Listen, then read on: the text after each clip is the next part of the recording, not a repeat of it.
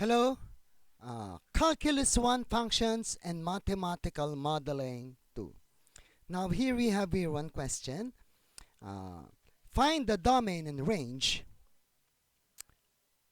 sketch the graph. So here we have a piecewise function, right? We know that a piecewise function is composed of several functions with corresponding restrictions. Uh, for the first function, y is equal to the absolute value of x plus 1 minus 2 with the restriction that x is less than 1. Then next function, we have y is equal to quantity x minus 2 squared with the restriction that x is greater than or equal to 1 and is less than or equal to 2. Then the third function is y is equal to the square root of x minus 2 comma x with the restriction that x is greater than or equal to 4. Now, in finding the domain and range of these three functions, these restrictions are not important. No, we can already ignore this because they are only important if you are going to graph this implicit function. But if you are finding the domain and the range for each uh, of these functions, we only need to inspect the corresponding function. Now, for y is equal to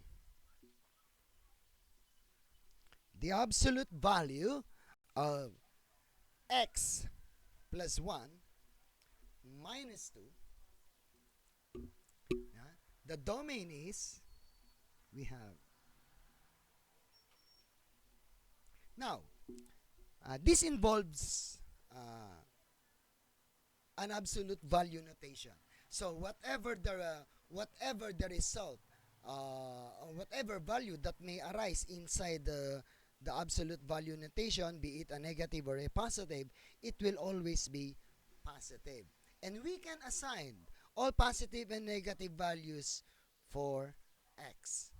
So here, for the domain, we have x element of all the positive and negative real numbers. And so for the domain of y, we have, for notation, we have a negative infinity up to positive infinity. Okay? Now we find the range.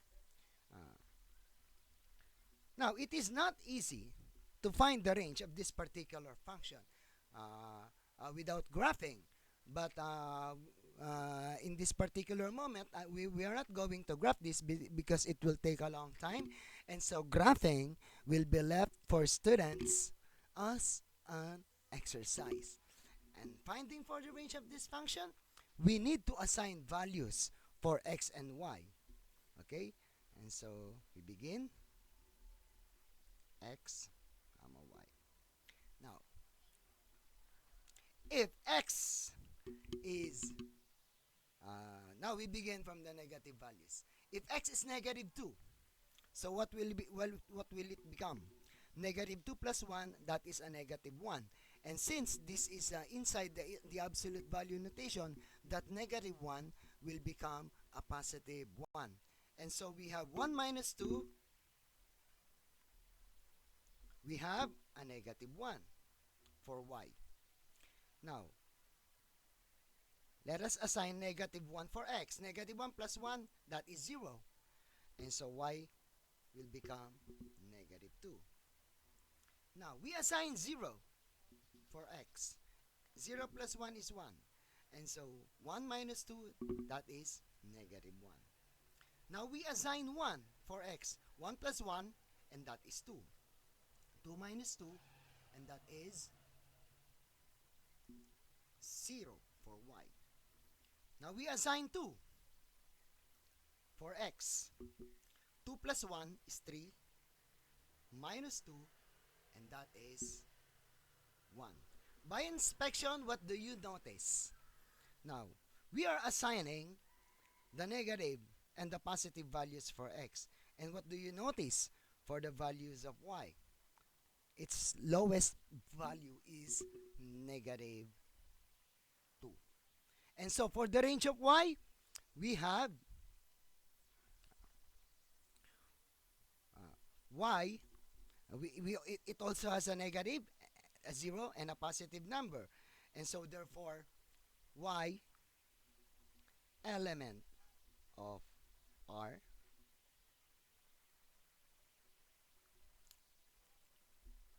and y is greater than or equal to negative 2. For notation, we have negative 2, comma, positive infinity. And that includes a negative 2. Now, as for the second function, we have y is equal to x minus 2 squared. And so the domain for y here, as you can see, whatever number we put inside the parenthesis, and when we square it, y will always become positive. So we can assign the negative and the positive values for x here because we're going to square them anyway. And so for the domain of y, we have x element of the positive and the negative real numbers. By notation, we have a negative infinity, comma, infinity. As for the range,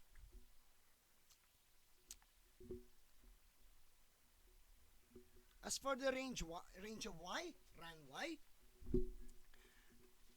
we cannot have a negative value for y here because we are squaring these numbers, right?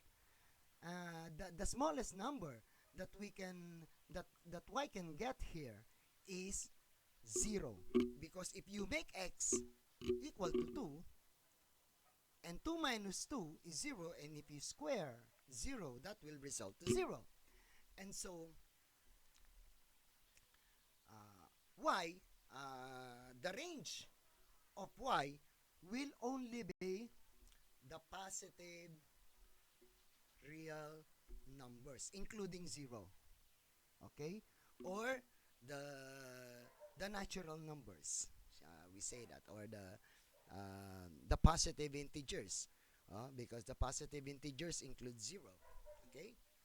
So, so how are we going to write that?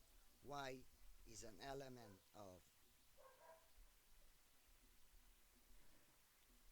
positive real numbers, and y is greater than or equal to 0. By notation, we have 0, comma, positive infinity. Yeah. And that includes 0. Okay, as for the third function, we have y is equal to the square root of x minus 2. For the domain of y, we cannot assign negative values for x for obvious reasons that this function will become an imaginary number, right? So we can only assign positive values for x. And that positive value, so x is an element of positive real numbers, and that x with the restriction that x should be greater than or equal to 2. Okay? By notation, we have 2, comma, infinity. As for the range of y, we know that for the radical notation of a square root, this will include positive and negative numbers, right? Because we used to write this in algebra, right? Whatever is the result, because if you square a negative number, it will result to a positive. If you square a positive number, it will result to a positive number. And so, as for the range of y, we have x element of positive, or rather, it is not x, y, no. Y is an element of positive and negative real numbers. By notation, we have the negative infinity, comma, infinity. Okay? Now, graphing or will be left for students as an exercise.